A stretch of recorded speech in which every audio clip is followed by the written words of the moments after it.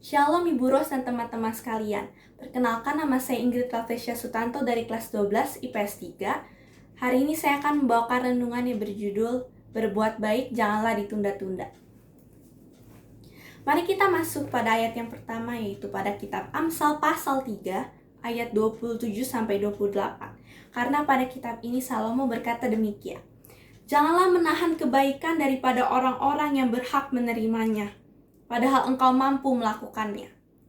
Janganlah engkau berkata kepada sesamamu, pergilah dan kembalilah, besok akan kuberi, sedangkan yang diminta ada padamu. Dari ayat tersebut kita bisa mengetahui bahwa jika kita mempunyai waktu untuk melakukan kebaikan, tidak baik jika kita memutuskan untuk menunda-nunda melakukan perbuatan baik tersebut.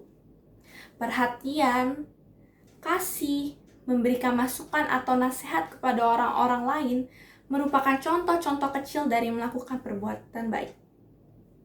Kita sebagai umat manusia harus sadar bahwa kita tidak diselamatkan oleh perbuatan baik, tetapi kita diselamatkan untuk melakukan perbuatan baik. Perbuatan baik tidak menjamin keselamatan kita, melainkan perbuatan baik adalah buah dari keselamatan yang telah Tuhan Yesus Kristus berikan kepada kita umat manusia.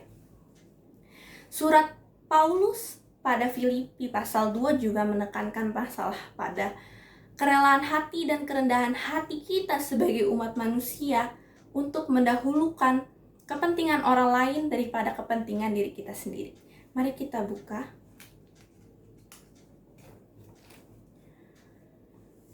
pada Filipi pasal 2 ayat 3b dan ayat 4. Sebaliknya, hendaklah dengan rendah hati yang seorang menganggap yang lain lebih utama daripada dirinya sendiri. Dan janganlah tiap-tiap orang yang memperhatikan kepentingannya sendiri, tetapi kepentingan orang lain juga. Mengapa? Jika kita bertanya-tanya mengapa? Karena kita sebagai pengikut Kristus, kita harus mencerminkan pribadi Kristus. Kita sebagai pengikut Kristus juga harus memiliki hati yang sama seperti Kristus. Seperti kita tahu bahwa Tuhan rela melakukan kehendak-kehendak Bapa terus-menerus dengan baik, hingga ia mencapai hasil yang sangat luar biasa, yaitu memberikan keselamatan bagi kita umat manusia. Sedangkan kita sebagai pengikutnya, kita tidak melakukan perbuatan baik, padahal pada saat yang sama kita mengaku sebagai murid Kristus. Aspek melakukan perbuatan kebaikan ini dianggap sangat penting oleh Tuhan. Sebagaimana Tuhan tuliskan pada Matius pasal 25 ayat 40. Yesus berkata demikian. Sesungguhnya segala sesuatu yang kamu lakukan untuk salah seorang dari saudaraku yang paling hina ini, kamu telah melakukannya untuk aku. Kita sebagai umat manusia tidak mampu untuk membayar semua kebaikan yang telah Tuhan berikan kepada kita. Seberapa besar harta yang kita miliki, kita tidak akan bisa untuk membayar perbuatan yang telah Tuhan berikan kepada kita.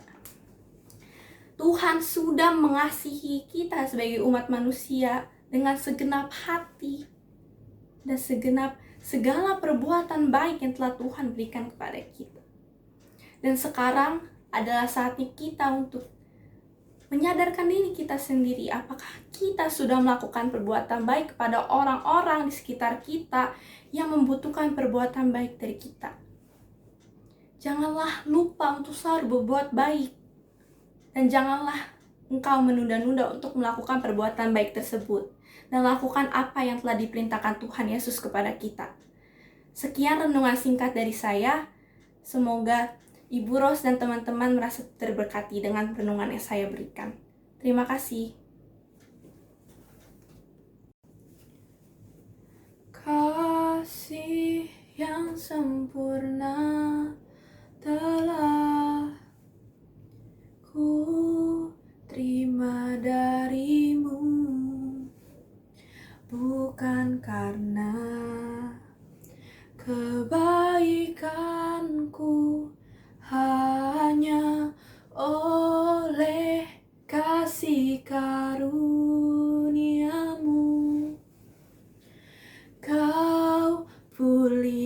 Tuhan, aku layakkanku untuk dapat memanggilmu Bapa. Kau beri yang ku pinta saat ku mencari, ku mendapatkan. Ku ketuk pintumu dan kau bukakan,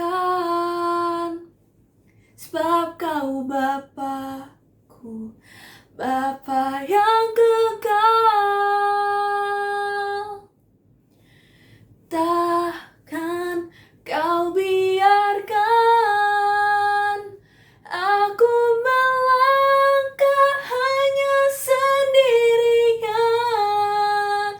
Kau selalu ada bagiku, sebab kau Bapa-Ku, Bapa yang kekal.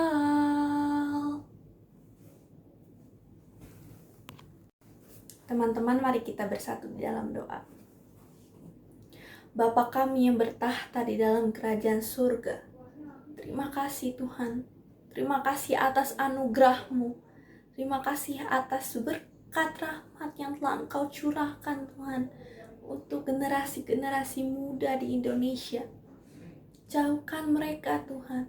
Jauhkan mereka dari hal-hal yang buruk. Jauhkan mereka dari hal-hal yang jahat.